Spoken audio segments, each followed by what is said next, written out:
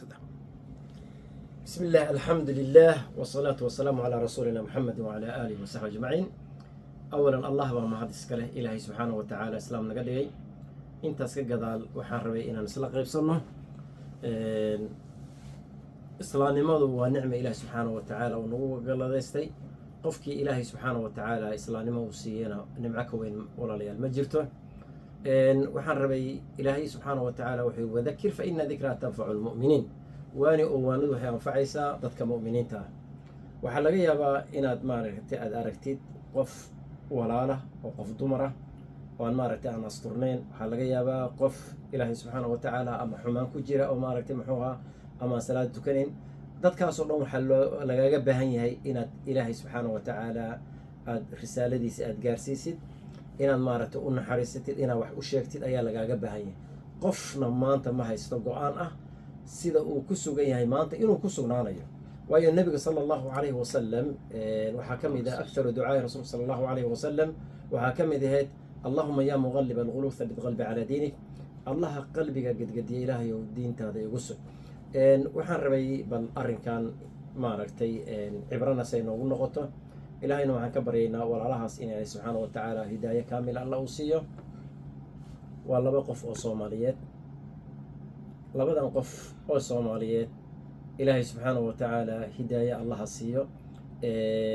waxay ahaayeen dad cabsan bay ahaayeen labadaas qof waxay yiraahdeen waxaanu soo islaaminay oo islaam raba nin isuudhish ah subxaana malik alqudus iyagu ma toosna oo waxa waaye dad balwadaysan bay ahaayeen labadan qof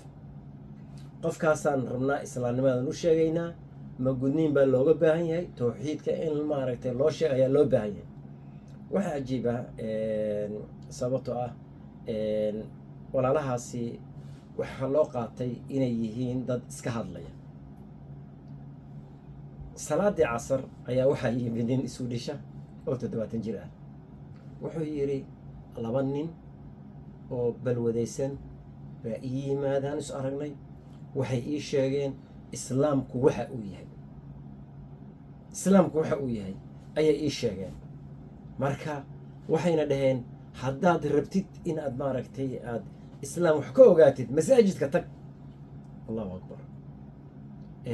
ninkii shahaadadii baa loo qabtay allah subxaanahu wa tacaala baan ka baryaynaa in ilaahi subxaanahu wa tacaala ku sugo ilaa yoomina haadana waxa uu ku sugan yahay oo dacwadii loogu bilaabay masjid magaalada Stockholm ku yaala wa hadihi fadl min Allah subhanahu wa ta'ala labadan qof oo walaalaha ay Soomaaliyeed waxa ay ku sugan yihiin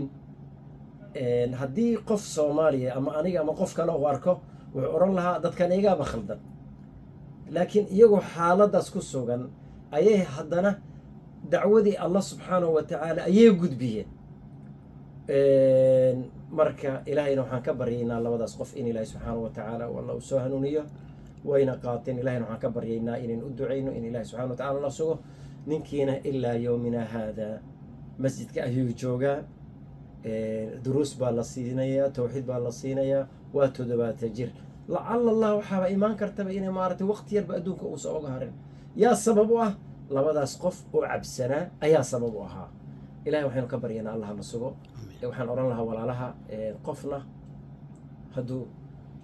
maaragtay xaalad ku sugan yahay aad is leedahay xaaladani ma wanaagsana hadday tahay gabar aan maaragtay asturnayn hadday tahay wiil aan maaragtay salaada tukanayay adiga waxaa lagaa rabaa